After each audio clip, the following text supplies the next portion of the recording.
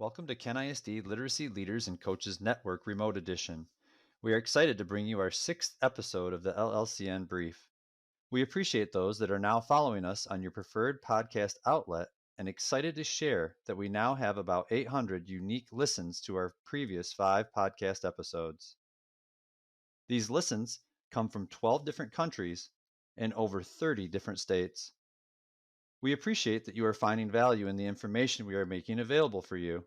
Thank you for continuing to share our message with those that you know will benefit from listening. We're excited to be back in the 2021-2022 school year with more fantastic podcast episodes planned for your learning and enjoyment. This year, we're adding in the opportunity to reflect upon and dialogue about our podcast topics through scheduled Twitter chats. 2 weeks after each new podcast launch, we connect with listeners via an hour-long evening Twitter chat to further process the topic and learning. I'm Sarah Shoemaker, an early literacy coach at Kent ISD. I will be part of this LLCN Brief podcast this year, along with my colleague, Mark Raffler. I'm Mark Raffler. I'm the ELA and Social Studies consultant here at the Kent ISD. In this episode, we will spend some time exploring the concept of disciplinary literacy. We are all aware of the Common Core state standards and the impact these standards have had on emphasizing literacy being taught within all subject areas. This cross-content literacy focus drew increased attention to the improvement of literacy for adolescent learners. The Michigan Department of Education, MDE, and the General Education Leadership Network, GELN, have continued this focus through the creation of a disciplinary literacy task force that developed the essential instructional practices for disciplinary literacy instruction in the secondary classroom, grades 6 through 12. This document provides us guidance on how to increase Michigan's capacity to improve adolescent literacies by identifying a focused set of research-supported instructional practices that have been shown to increase student achievement and engagement. We know there is more to learn about providing support for our adolescent learners through disciplinary literacy. As Kent ISD continues to provide guidance and resources around improving adolescent literacy, we want to offer an opportunity to learn more about the essential practices for disciplinary literacy. To get more insight on this document, we have invited Janelle Williams and Dr. Darren Stockdill to our podcast today.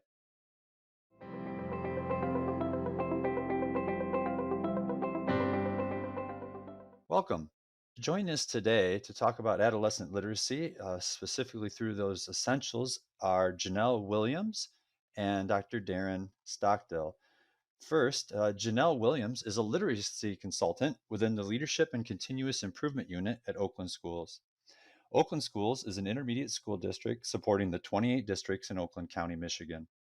Janelle has over 17 years of experience in public schools at the elementary, middle, and high school levels.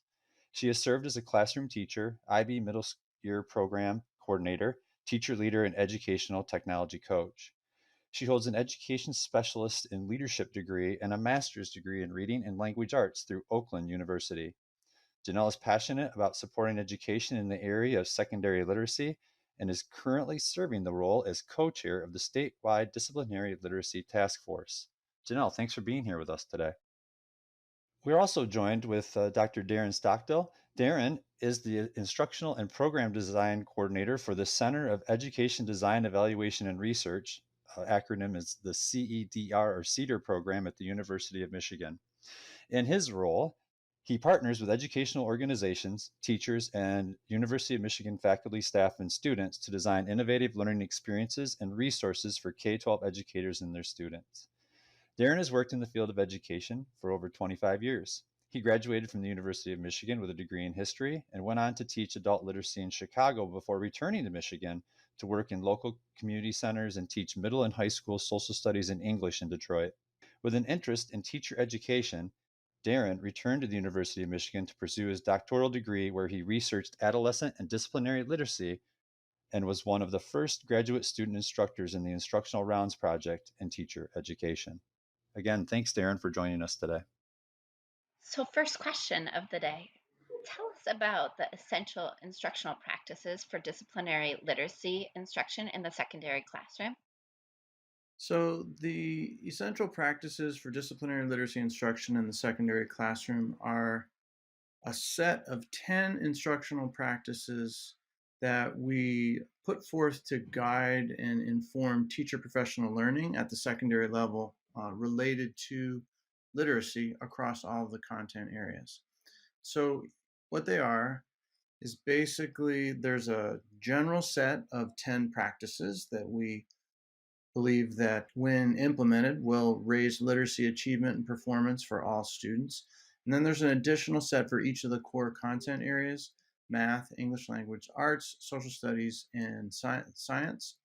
Basically, the idea is that literacy happens in different ways in each of the core content areas. And so they need their own sort of version of these essential practices.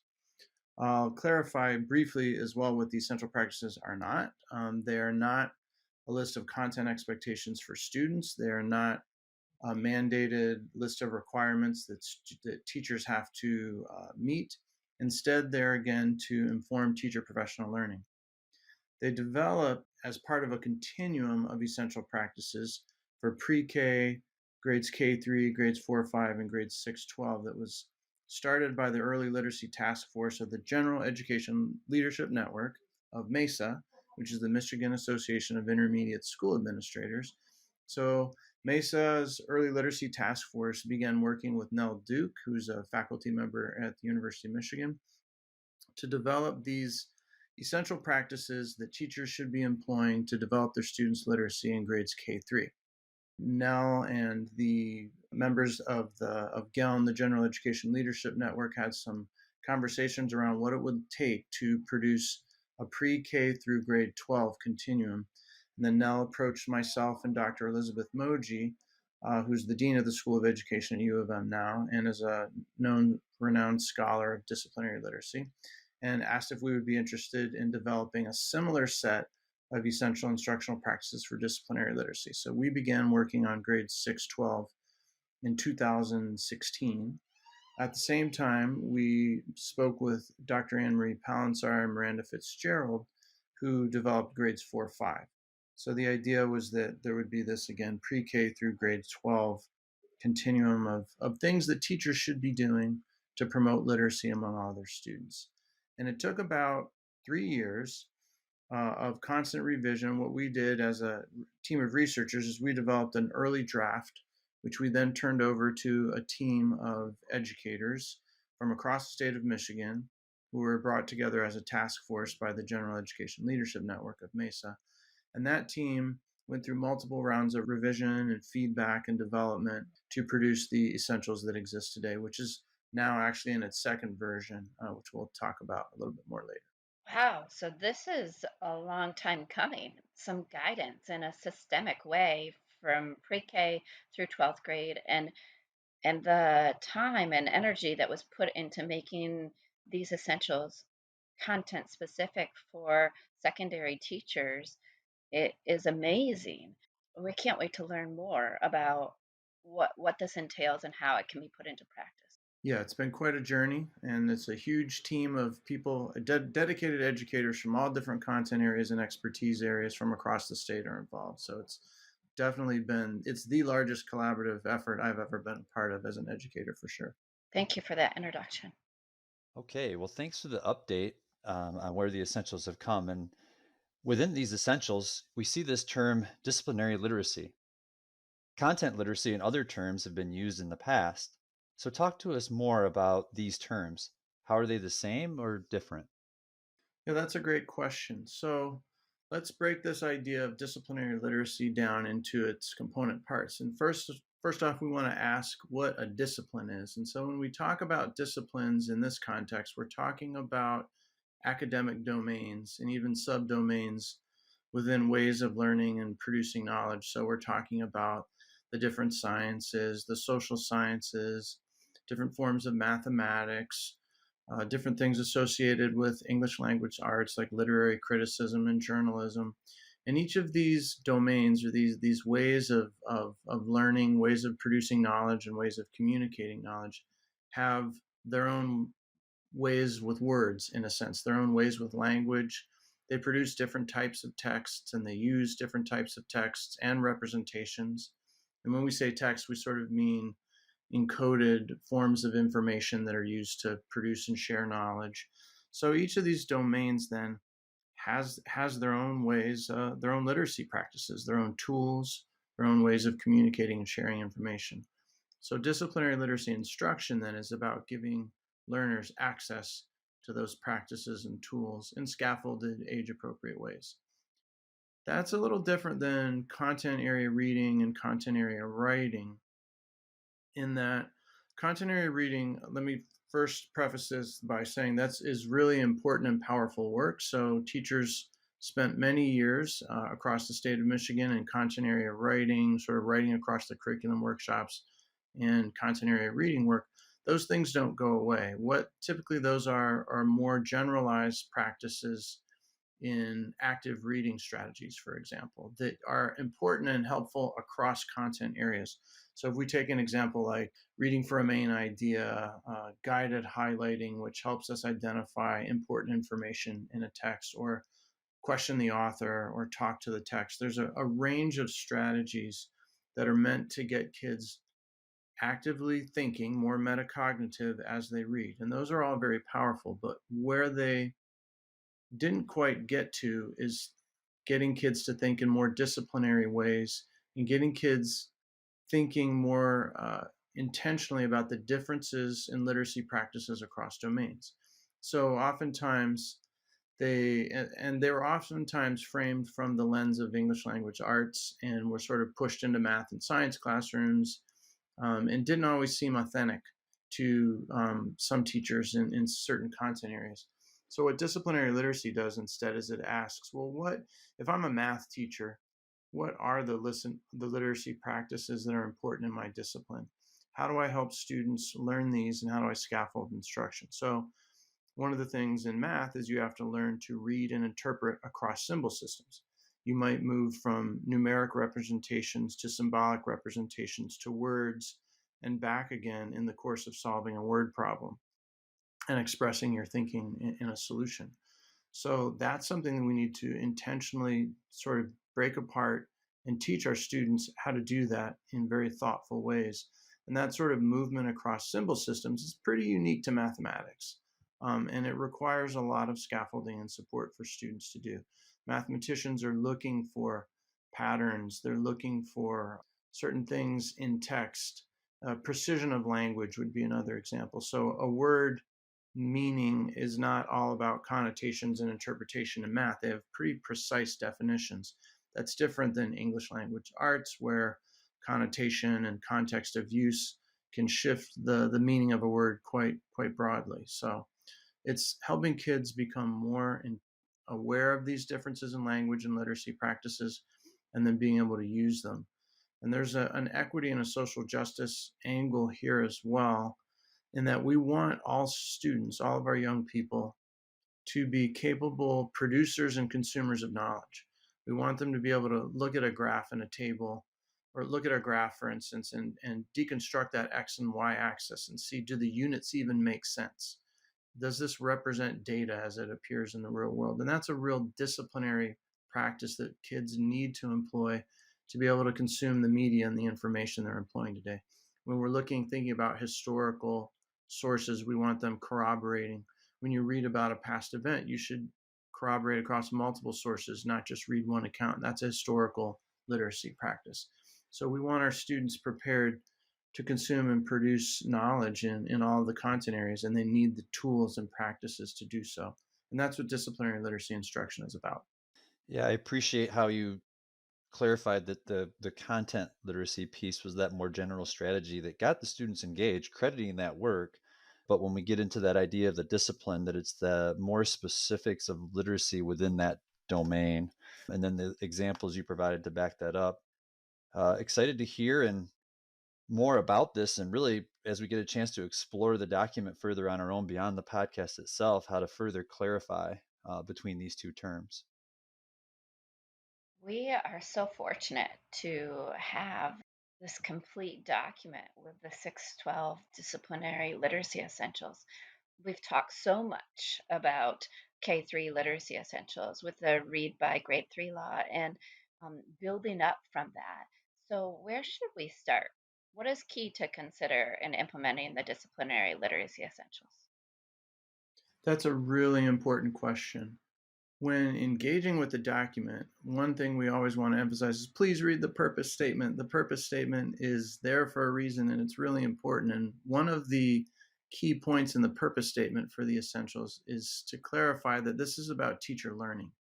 This document, again, is not something that all teachers should be expected to be able to do in every classroom right now.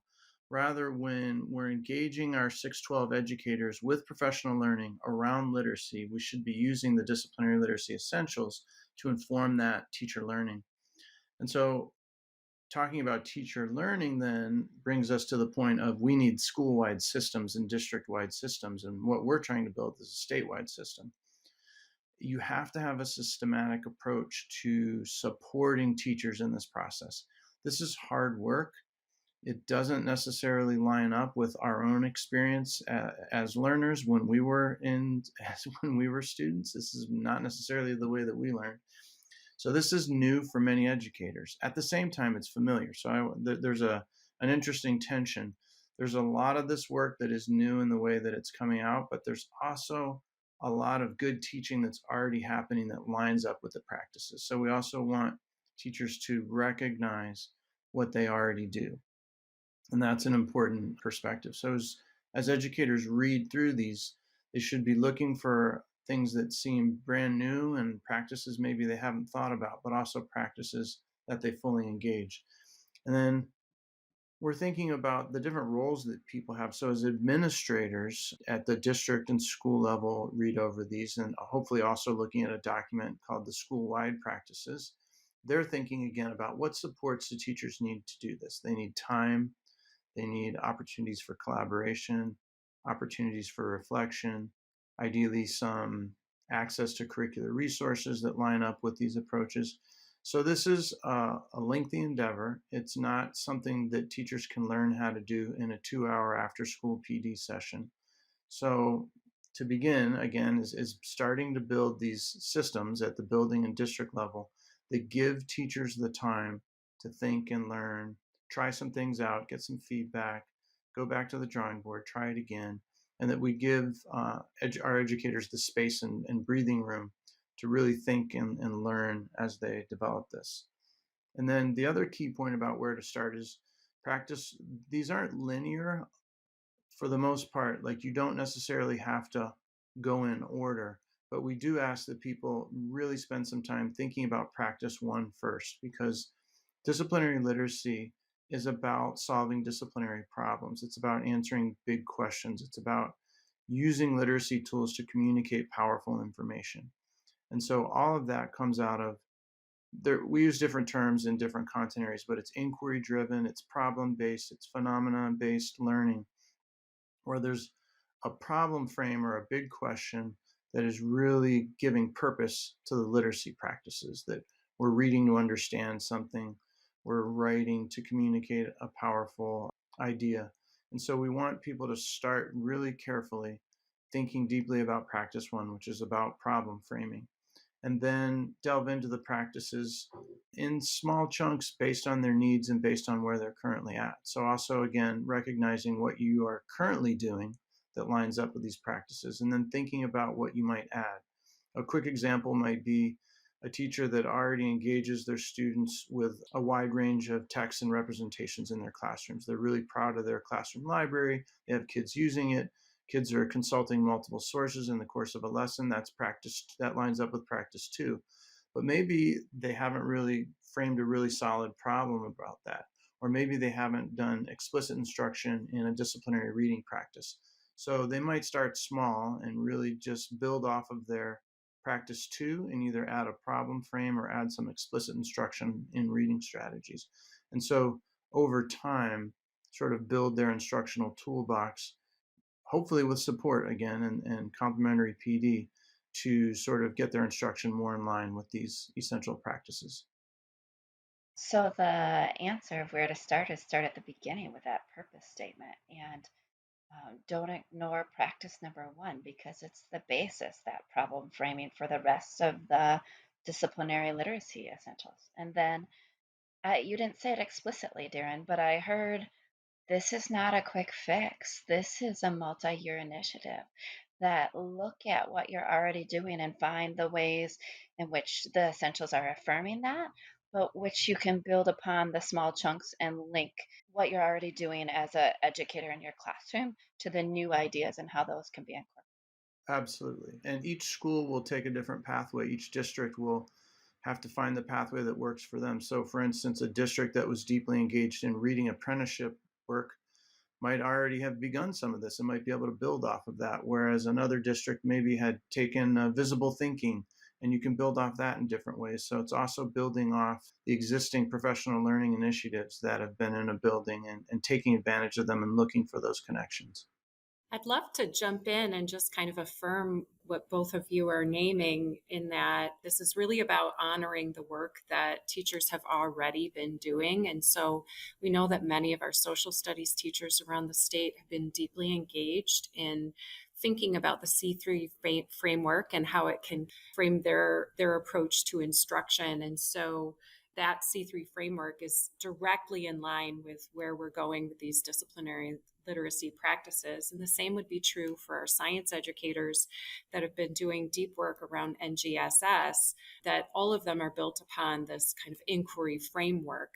And to that end, if we are really thinking about this globally, we're thinking about this as being high quality instruction in each classroom at the secondary level. And what we know about high quality instruction is that it often starts with a particular mindset and a belief that all students can engage in this really rigorous, meaningful, authentic learning. And so, another starting point, regardless of some of those professional learning offerings that teachers have been engaging with, is to spend some time thinking about our underlying beliefs about what students can accomplish. Because often, if we haven't taken time to unpack that, then we start to approach this work as, using strategies, disciplinary literacy strategies. And hopefully, what you can glean from what Darren was sharing is that this goes well beyond strategies toward real deep, meaningful change and high quality instruction. We recognize that that deep, meaningful change takes time. It's going to require the collaboration that Darren mentioned and the reflection that it's going to be based on who the students are in front of us in any given classroom or school building or district. And so while having this systemic approach as a state is important, we also recognize there's individual learners and classrooms around the state that this might look different and that it won't be that linear model as Darren was describing. Thank you for jumping in, Janelle, and for adding to our conversation. Okay, so a lot of teacher learning in the last response, bringing up being a part of the system, and we even listed out some learning to consider. With that in mind, what are some resources we would use that might support teachers as we begin bringing these essentials into our classrooms in our districts? Sure. Yeah, we have so many terrific resources out there. The Disciplinary Literacy Task Force has been hard at work over the past few years, and we've curated some really helpful resources. One set of resources would be what we call our resource hubs, and there are several of them that are available. We have a resource hub for each of the four quote unquote main content areas. So, English, language arts, mathematics, science, and social studies. And as you enter into each of those resource hubs, you'll notice some curated resources that would support teachers in starting to work toward implementing each of the 10 essential practices. And these resources are ones that the task force takes a look at every year. We update them. We make sure that the links are working. They make sure that they reflect the best practice that's currently out there. And then we also know that there are a lot of folks that are taking up leading learning around disciplinary literacy across the state. And so we've also built out a professional learning resource hub. And in there, you'll notice we've reviewed helpful articles related to disciplinary literacy. We provide book reviews. We provide links to some online courses that are available and slide decks, all sorts of things, protocols. These are resources that can be taken up by anyone from a teacher leader or a department head to a building administrator or a central office administrator, as well as the various ISD consultants that we have around the state. To our point earlier that the way that this learning gets taken up can look very different from place to place. We wanted to make sure to have a variety of resources available so that folks can take up this work and make it fit their own context while making sure that we're having a somewhat common statewide conversation about implementing disciplinary literacy. We also have created an introductory webinar that features folks from our task force as well as Dr. Stockdill and Dr. Moji, giving some background information about disciplinary literacy, unpacking the differences between content area and disciplinary literacy, and things of that nature. And so that webinar could be something that a group could engage in watching and discussing together. We've also mentioned earlier in this podcast the school-wide essentials document, and that's really the systems level piece. And this will be really important for schools and districts that are looking to have disciplinary literacy be a part of their overall conversation about continuous improvement. That document really allows them to reflect on the current state of their system and perhaps put some new pieces in place to support teachers as they take up disciplinary literacy. Additionally, we have been creating blog posts that are written by our task force members. Many of them will take a particular disciplinary focus, so a social studies focused blog entry, science one the next month. We do offer a newsletter, so anyone that signs up on our website can receive that newsletter that comes out with all of the latest updates. We do have a Twitter feed as well, which has a pretty lively ongoing conversation around the state. And then we also have a variety of professional learning offerings. These are available to classroom teachers, building leaders. We have book discussion groups that are available. So we're trying to reach a wide variety of stakeholders with the various professional learning offerings that we have available. Those are all available on our task force website, which I believe will be linked and offered later on at the end of this podcast. I'll just jump in and quickly add that all of this work is based on years, really decades of educational research, and all of that research is cited in each of these documents. So these ideas aren't just being pulled out of a hat. They're based on practice, but they're also research supported. And there are anybody interested in sort of learning more about the research, you can just go into any of the essentials documents and all of the necessary research is cited there for you to dig into. Yeah, I appreciate the different layers that you provided in the resources. You talked about the resource hubs, which would lend themselves more to that classroom teacher, the professional learning, where you have maybe the teacher leader or department head that's been asked to kind of carry things forward. You even mentioned the system level document for your principals or your curriculum directors or other administrative, and as well as the social media presence. And within that, you talk about reviewing them yearly, keeping up to date. We talked about vetting them through the research and the different pieces. So lots of information for us to get to at many different layers. So really, it makes me feel like wherever I might be in the system looking to learn, I have an outlet that can help and support me. So appreciate that well-rounded approach that's been given to this work moving forward to help us get the best out of it.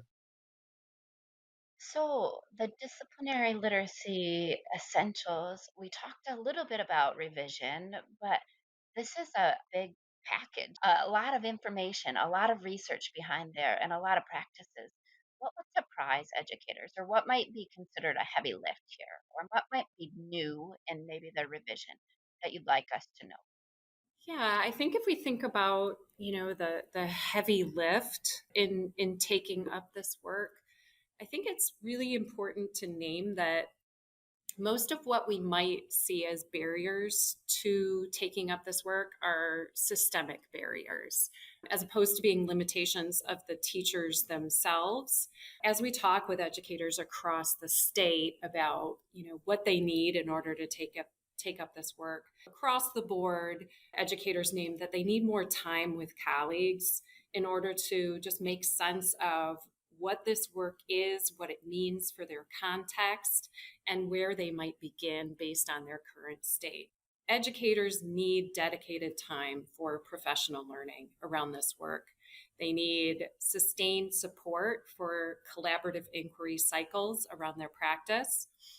And they need a sustained focus on this learning instead of focusing on a different initiative each year, kind of layering on initiatives. Really needing to have a sustained focus to do this deep work is probably the number one thing that educators are asking for across the board. And research really supports, that is a very valid request on the part of educators. Whatever we can do to help districts and schools have a sustained focus on this work and understand that it will result in changes in a variety of areas is really important. Another piece that we hear quite often is teachers need curricular resources that can support them in moving toward this shift. The document itself names instructional practices for teachers to use, ways for them to approach their pedagogy. We know when we're thinking about the instructional core, it's not just the teacher's instruction, it's also the teacher's interaction with the content.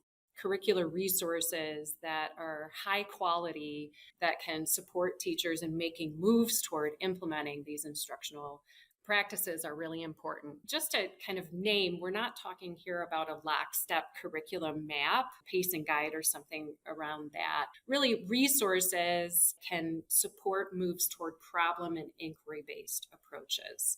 Many of our educators want to have some examples of authentic, engaging problem frames, can help them answer the question, why are we learning this, right? Like, what's the purpose of this next unit of study that we're going to be engaging in? And once teachers have that and then have access to a variety of texts that can support students, then we find they're often able to be up and running.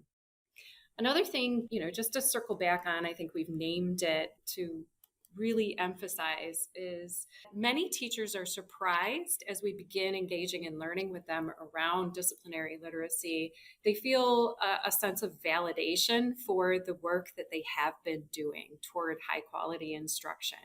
That's a welcome surprise for teachers that are kind of in the habit of going to professional learning experiences, feeling it's all completely new. We really do make space in our professional learning to help teachers honor and validate that great work that they're already doing. And then it's also, I think, a pleasant surprise. Educators can kind of customize their learning and their approach in a way that makes sense for their current context. So you don't have to tackle all 10 practices at once. Once you start digging into the document, you realize that that would be an incredibly heavy lift. Instead of feeling overwhelmed, starting with a particular area of growth that makes sense and then working from there it often feels doable for educators as opposed to feeling like they need to tackle everything all at once. Thanks, Janelle, for giving us some insight into that. And so I'm sure teachers around the state listening to this podcast will be grateful that you named the resources that often go unnoticed in the budget, like time and analyzation of the current state and reflection with colleagues.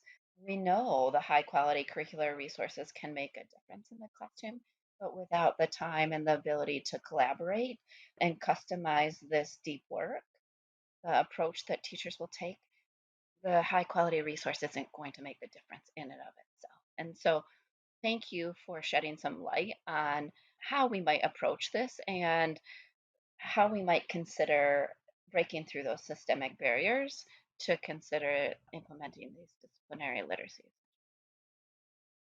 For sure. And we think that we're really in a unique time in education. We think that there are a lot of opportunities right now in terms of funding that's coming toward districts to put toward high quality resources and to really intentionally set goals for teacher professional learning. We're really hopeful that with the resources that the task force makes available and the professional learning and the resources that are becoming available to districts, that we're really thoughtfully putting those into practice in ways that result in more meaningful, engaging learning for students.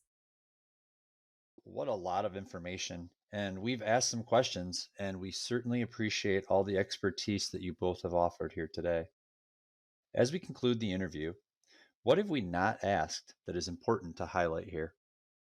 Sure, thanks for that. I think that it's important for us to just quickly discuss the cultural and political aspects of this model of disciplinary literacy instruction. As Darren mentioned earlier, academic disciplines function as kind of their own culture or discourse communities that have their own ways with words, as he said, their own ways of thinking, communicating, and producing knowledge. At the core of this work is this idea that all students deserve access to the language and tools of those communities so that they can not only be more informed as citizens, but also have the chance to see themselves as potentially being a part of those disciplines as they move through education, should they choose to become part of those disciplines as they move through their education, to then kind of transform what's expected within those discourse communities without the opportunities for students to really get apprenticed into these ways of thinking, doing, and communicating. All of that is not possible, and our role at the secondary level is so essential in building that access to power. We want our young people to be able to exercise that power. And as we speak to them, it's very clear across the board that they also want to be engaged in meaningful work. They don't want to wait until after their K-12 education to do something that makes a difference or means something. This provides us a way to start them on that journey at middle school and high school. Just as one quick example, if we think about the way data and statistics get produced and how they then are used to justify public policies, which is something that we're all, engaged with right now. We think about how are we supporting our students in having them ask the right questions about data that's being shared. Disciplinary literacy is one way for us to provide a toolbox for educators to support their students in doing that. And then in terms of the disciplinary literacy essential practices, and in fact, the school-wide essential practices, the documents themselves, I think it's important to note those documents have either been created or updated to better reflect culturally sustaining practices in disciplinary literacy, really intentionally building in connections to the role of student identity, equitable assessment and instructional practices, valuing students' home lives and communities. All of these things have more heavily influenced and noted in each of those documents. And as Darren mentioned before, we've made sure to cite research that has supported those revisions. And so we would encourage people to look more deeply into those resources. Just to say, these changes to the documents or additions to the documents don't represent everything we need to do in education to be more culturally sustaining, but they are an important step in ensuring that all students across Michigan feel seen, heard, and valued in every secondary classroom across Michigan. I'd like to add a point of clarification that perhaps we missed as well that we could have made earlier. There's a key difference between the 6-12 literacy essentials and the K3 and 4-5 literacy essentials that we should quickly highlight. When you read sort of the taglines for the earlier grades, they say every child, every classroom, every day, meaning that every child should be exposed to these instructional practices in every classroom and every day. The 612 essentials do not say that because we recognize that secondary education is kind of a whole different ballgame, and that it would be really difficult for a teacher to use every practice in every classroom with every kid every day because they're seeing maybe 6 or 7 sections for 56-minute class periods. It's just not feasible. So at the secondary level, the 10 practices are meant, again, as teachers learn and begin to gain more practice with them, to be employed at the unit and course level. So it's not necessarily every day that all 10 practices will be put into play, although that actually is possible. But it's really more of a goal out across the unit level and really across content areas and across a student's secondary education career that they get instruction that uses all of these practices. One additional point is that the disciplinary literacy instruction isn't an either or, as Janelle suggested with her discussion of culturally relevant pedagogy. Disciplinary literacy instruction aligns with and complements with and can be integrated with a number of different instructional practices. So in Michigan right now, through the Michigan Department of Education, there's an initiative to support 3P learning, which is problem, project, and place-based learning. Disciplinary literacy instruction can fit right into that fold because it's about, for instance, the literacy tools and practices and ways with words that we want to leverage to solve problems as we develop projects that are rooted in a particular place. They're still disciplinary in nature, and they provide great opportunities for disciplinary literacy instruction. So we don't need to choose between different instructional initiatives. Again, we need to build the systems and give teachers the time and support to integrate these. It's a heavy lift, but it is doable when we start small and we think again about what are we already doing and how do we leverage frameworks like 3P learning and the disciplinary literacy essentials to give our students the best possible learning opportunities. I appreciate you highlighting those culturally relevant pedagogy as you placed it, and really identifying where we've been with the kids being in this spot where they want to be engaged in this work. What is that discipline? What does that look like? And that the document's being revised even further, but already was on the road to providing support for that and those practices. I also appreciate reiterating the toolbox and that it's a toolbox that's available. And in the revision and the citing of the research, it's only continuing to stay with the most current topics and continuing to build that toolbox to help us as educators get all of the students that we're servicing to that point in their journey of learning. Interesting to highlight the difference between the other essentials in 612, because I think sometimes we take them for where they are and assume it's just, oh, what they have in K through 3 or in 4th and 5th grade, and then that's what we also now have in 612. So raising that up and also acknowledging that it's a systems thing here, and this is not something that's going to happen overnight, but it's something that needs to happen. So we're giving grace here to help make those big shifts, make those big adjustments. And it isn't just on one part, it's for us to do it as a team together. Appreciate the two of you shedding light around these topics and these ideas today. As we've mentioned many times, it is a very, very big document to start to get a hold of, but you've really made it seem very light and reasonable to start to delve into. It also, in the same respect, if we're already delving into it, maybe highlight some key pieces or directions we can go to continue the journey that we're on. So that's much appreciated today, and your insights and the work that you've done. So thanks so much for being here. Thanks so much for answering our questions. We hope that you continue to lead the work the way you have been so valiantly. It's been a pleasure to be here today. Thank you. Yes, thank you. It was great to talk with you.